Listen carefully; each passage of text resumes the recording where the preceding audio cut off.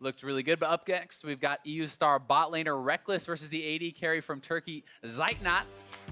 And earlier, Rekkles did, I believe, share his thoughts. We're going to see that interview in a little bit. Rekkles, obviously, big fan favorite from Europe, has been doing pretty well when he's been showing up to these 1v1 tournaments. Takes it very serious as well. Yeah. He wants to win. I mean, I think a lot of the players really have been, and he's definitely a guy who would love to move forward and challenge some of these big name players. He likes to play against guys like Prey and Uzi. He's always very vocal when he is going up against them. And Zeitnot definitely not to be overlooked here either. We have seen some upsets already throughout the tournament, and it's going to be pretty exciting. But earlier, Rekkles did share his thoughts on the pressure that comes from 1v1. I don't think it's necessarily an advantage that he can see how I play, but I think it's definitely an advantage that I am the one with the pressure. I think everyone expects me to win against him, and he can kind of just play the game out without any stress at all. Meanwhile, I have to think about the clock, how fast am I supposed to kill this guy? Am I really going to play it out to 100 CS and all that? But I think once we're actually in the game, I'm just going to be in the zone, and I'm just going to try to do everything I can to come out ahead. Classic Rekkles right there, putting more pressure on himself than maybe he needs to. I don't think it matters if you win on 100 CS or by killing him in these 1v1s at the moment. Like, he's against one of the best AD carries we've seen in Turkey over the last 3 to 4 years, basically. And again, in a 1v1 where it's just about pure skill against the guy you are, currently playing against. Like, if you're an AD carry main, I don't think there's going to be a huge difference between Rekkles and Zeitnot and just individual skill on this 1v1 map. You've got to say, though, killing someone a little bit more stylish, perhaps, than the 100 CS. But the ultimate one so far has been Faker, the 100 CS being his opponent. Fair? Yeah. I mean, you got to like that. Twitch as a band, that's a little bit interesting. I mean, sure, special picks. Urgot, I like that. That could be one of the sleepers that we could see more of. Lucian, still on the table. I think we are going to be able to take and listen to the player comms here and hear what the guys talk about.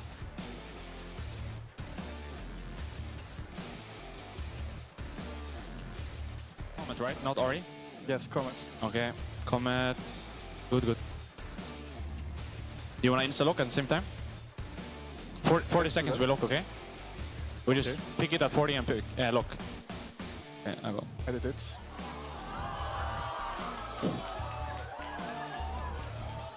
Let's go, buddy. Let's go.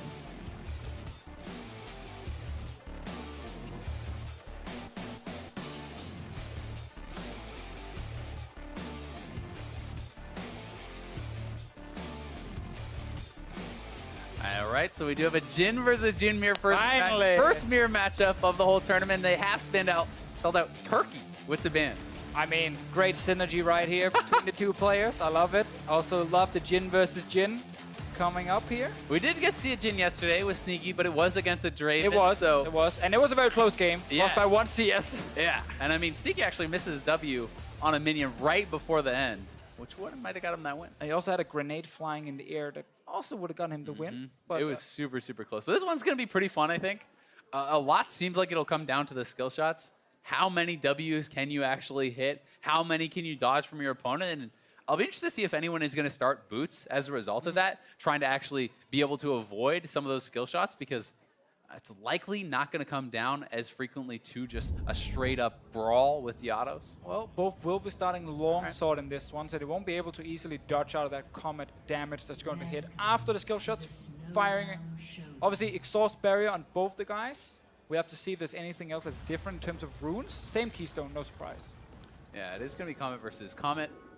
We don't know what all they've agreed to. I mean, it's possible they just go straight up for the level 1. Getting 4th shots in is also going to be so big if you can actually prep your 4th shot on minions. You always want to force the other JHIN to kind of decide between having to last hit with it or try and move forward and hit you, and then suddenly he might take some minion damage in return, and people get a little bit too greedy with the 4th shot and it actually ends up backfiring. Rekkles went back early. Zeitnot did not. He actually elected to stay around, which means he is going to be starting down already. A bit of health. Yes, he has 3 potions, but he's going to be missing I don't know, 50 or 100 HP. It's an alpha move, though. I mean, I don't need that extra HP. Asserting your dominance. Yeah, and 1v1. It's kind of like taking zombie ward. I mean, it worked for Prey. He won the game, and therefore he is correct, and we are wrong. True.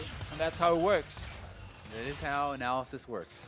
Now, we also have to remember, especially when you play mirror matches, if you can actually get the push early on, well, the other guy can't really out DPS you because you kind of deal the same damage. So it's hard for him to get control back and push the lane back. And if he gets stuck on the tower, it is so hard to last it on this map. Yeah, it really is. The turret does more damage, so it's not what you're actually used to on Summoner's Rift. And as you say, I mean, the basic abilities are all going to be doing around the same damage, and that's why I do think the skill shot accuracy comes a lot into play. How many Ws can you hit? Can you actually look to set yourself up for an advantageous minion push or even an all-in? And we just see both players trying to push the wave at the moment. They want to make sure that no one is actually getting stuck under the tower. Zeitnot did not manage to get his 4th shot on Rekkles. Now it's Rekkles' turn. No, gets it on the minion instead. A nice little sidestep there from Zeitnot. He was able to avoid the W, did land his comet as well onto Rekkles. And if an all-in does actually come out, exhaust timing is going to be so big because in a lot of these 1v1s, we've been seeing people miss. And Rekkles actually taking a lot of damage there. It is one summoner down already. All right, so we got heal used over, exhaust, sorry, used on the Zeitnot's side here. Now, in terms of the runes, both are going Resolve Tree second win an Iron Skin, so just want to get, you know, as much early power there, a bit of extra HP, get the 5 armor as well. Very important, of course, when you have these mirror matches.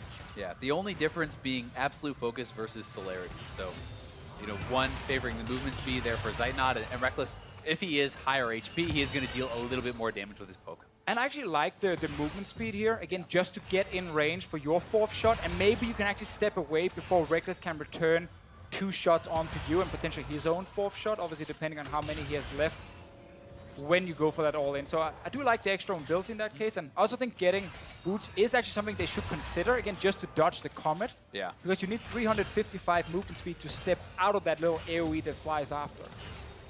See, so far though, just more longsword pickups here for Rekkles. Not going to buy any more regen. A lot of players traditionally do go for things like the Doran's Blade because of how efficient the item is as a standalone component, but Rekkles preferring to go for more of the damage, and it's going to be exactly mirrored buys here for Zeitnot, but he does have one additional potion because he delayed his base a little bit more.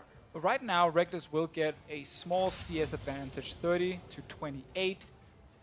And a big part of that is there's the offset cannon waves. So cannons come out not at the same time. Zeitnot's cannon wave is actually out there, which means it's denying pretty much a full entire wave of Rex's minions.